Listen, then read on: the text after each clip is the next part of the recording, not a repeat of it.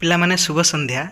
ଆଜି ଆମେ ଚତୁର୍ଥ ଶ୍ରେଣୀ ଆମେ ଓ ଆମ ପରିବେଶ ବହିର ପଞ୍ଚମ ଅଧ୍ୟାୟର ଶିଳ୍ପ ପ୍ରସଙ୍ଗଟିକୁ ଆଲୋଚନା କରିବା।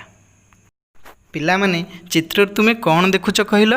ହଁ, ବିଭିନ୍ନ କଳକାରଖାନାର ଚିତ୍ର ସବୁ ଦେଖିପାରୁଛ। ଆମ ରାଜ୍ୟରେ ଅନେକ ଗୁଡ଼ିଏ ଛୋଟ ବଡ଼ କଳକାରଖାନା ଅଛି। ଆମ ରାଜ୍ୟରେ ପ୍ରଚୁର ପ୍ରାକୃତିକ ସମ୍ପଦ ଥିବାରୁ ବିଭିନ୍ନ ଅଞ୍ଚଳରେ ଅନେକ ଛୋଟ ବଡ଼ କଳକାରଖାନା ସବୁ ଗଢ଼ି ଉଠିଛି। ଆସ ଚିତ୍ର ମାଧ୍ୟମରେ ଆମ ରାଜ୍ୟର କିଛି ପ୍ରଧାନ କଳକାରଖାନା ବିଷୟରେ ଜାଣିବା। ଏଇଟି ଇସ୍ପାତ କାରଖାନା। ଆମ ରାଜ୍ୟର ରାଉରକେଲାଠାରେ ଇସ୍ପାତ କାରଖାନା ଅଛି। ଏହା ଆଲୁମିନିୟମ କାରଖାନା। ଆମ ରାଜ୍ୟର କୋରାପୁଟ ଜିଲ୍ଲାର ଦାମନଯୋଡ଼ିଠାରେ ଏବଂ ଅନୁଗୁଳ ଜିଲ୍ଲାରେ ଆଲୁମିନିୟମ କାରଖାନା ଅଛି। ଏହା ନାଲକୋ ନ୍ୟାସନାଲ ଆଲୁମିନିୟମ କମ୍ପାନୀ ଦ୍ୱାରା ପ୍ରତିଷ୍ଠା କରାଯାଇଛି। ଏହା ସିମେଣ୍ଟ କାରଖାନା। ଆମ ରାଜ୍ୟର ରାଜଗାଙ୍ଗପୁର ଓ ବରଗଡ଼ରେ ସିମେଣ୍ଟ କାରଖାନା ଅଛି। ଏହା ସାର କାରଖାନା। ଆମ ରାଜ୍ୟର ପାରାଦୀପଠାରେ ଏହି କାରଖାନା ଅଛି। ଏହା କାଗଜ କଳ କାରଖାନା। ଆମ ରାଜ୍ୟର ଜୟପୁର, ବାଲେଶ୍ୱର ଓ ରାୟଗଡ଼ାଠାରେ କାଗଜ କଳ ଅଛି। ପିଲାମାନେ, ଆଖୁରୁ କ'ଣ ପ୍ରସ୍ତୁତ ହୁଏ? ହଁ, ଚିନି। ଏଇଟି ହେଉଛି ଚିନି କାରଖାନା। ଆମ ରାଜ୍ୟର ବରଗଡ଼, ଢେଙ୍କାନାଳ, ନୟାଗଡ଼, ବଡ଼ମ୍ବା, ରାୟଗଡ଼ା ଓ ଆସ୍କାଠାରେ ଚିନି କଳ ଅଛି। ଏଇଟି ହେଉଛି ଯୁଦ୍ଧ ବିମାନ। ଏହାର ନାଁ ମିଗ୍ ବିମାନ। ଆମ ରାଜ୍ୟର କୋରାପୁଟ ଜିଲ୍ଲାର ସୁନାବେଡ଼ାଠାରେ ଏହି ମିଗ୍ ବିମାନ ତିଆରି କାରଖାନା ଅଛି। ପିଲାମାନେ, ତୁମେ ବର୍ତ୍ତମାନ ଏକ ରେଳ ଡବାର ଚିତ୍ର ଦେଖୁଛ ନା? ହଁ, ଏଇଟି ହେଉଛି ରେଳ ଡବା ମରାମତି କାରଖାନା। ଆମ ରାଜ୍ୟର ଭୁବନେଶ୍ୱର ନିକଟବର୍ତ୍ତୀ ମଞ୍ଚେଶ୍ୱରଠାରେ ରେଳ ଡବା ମରାମତି କାରଖାନା ଅଛି। ପିଲାମାନେ, ଆମ ରାଜ୍ୟର ବଲାଙ୍ଗୀର ଜିଲ୍ଲାର ସଇଁତଳାଠାରେ ଏକ ଗୋଳା ବାରୁଦ ତିଆରି କାରଖାନା ଅଛି।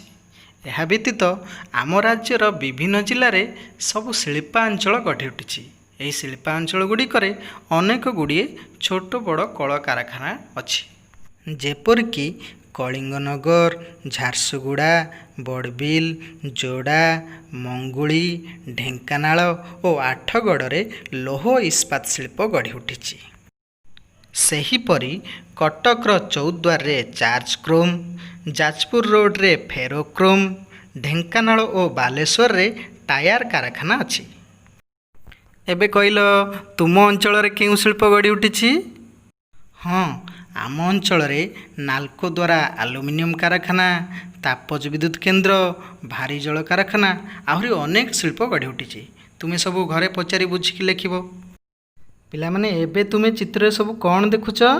ହଁ, କେତେ ସୁନ୍ଦର ସୁନ୍ଦର ସମ୍ବଲପୁରୀ ଶାଢ଼ୀ, କେତେ ଆକର୍ଷଣୀୟ ଚାନ୍ଦୁଆ, ତାଳପତ୍ର ଜିନିଷ, ବେତ ତିଆରି କେତେ ସୌଖିନୀ ଜିନିଷ ଏସବୁ ତୁମେ ଦେଖିବାକୁ ପାଉଛ ନା? ଏଗୁଡ଼ିକୁ ସବୁ କ'ଣ କୁହନ୍ତି ତୁମେ ଜାଣିଛ? ହଁ, ଏଗୁଡ଼ିକ ହେଉଛି ସବୁ ହସ୍ତଶିଳ୍ପ। ହଁ ପିଲାମାନେ, ଆମ ରାଜ୍ୟର ବିଭିନ୍ନ ଜିଲ୍ଲାରେ ଅନେକ ହସ୍ତଶିଳ୍ପ କେନ୍ଦ୍ର ରହିଅଛି।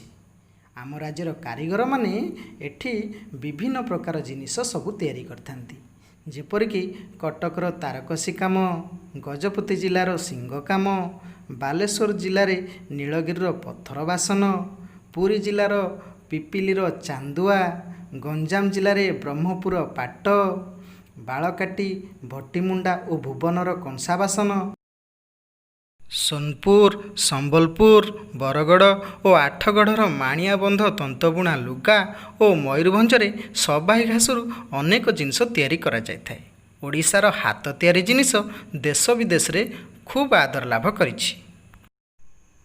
ତେବେ ପିଲାମାନେ, ଆଜି ଆମେ ଆମ ରାଜ୍ୟର ବିଭିନ୍ନ ଶିଳ୍ପ ଓ ହସ୍ତଶିଳ୍ପ ବିଷୟରେ ବହୁତ କଥା ଜାଣିଲେ। ଏବେ ତୁମମାନଙ୍କ ପାଇଁ କିଛି ପ୍ରଶ୍ନ ଦିଆଯାଇଛି। ଏହି ପ୍ରଶ୍ନ ଗୁଡ଼ିକୁ ତୁମେ ନିଜ ଖାତାରେ କରିବ।